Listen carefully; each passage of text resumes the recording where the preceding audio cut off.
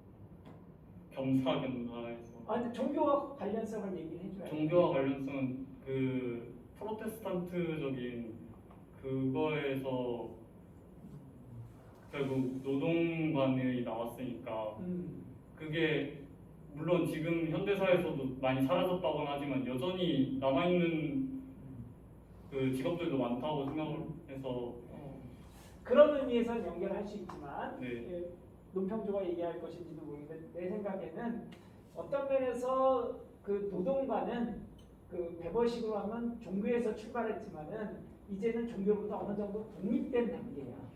그렇기 때문에 종교의 가치, 미래의 사회 종교의 가치를 노동과 연결하는 건 조금 먼 얘기라고 생각이 들고 일단 그 개인화나 트랜스휴머니즘의 상황에서 종교가 가치를 가질 것인가 질문이 될 것 같고 트랜스휴머니즘에 대해서 조금만 보충 설명하면은 트랜스휴머니즘은 말하면 그러니까 휴머니즘의 범주에 우리가 생각하는 것은 원래 휴머니즘은 누구만 대상으로 한 거예요. 누구 범위가 누구야?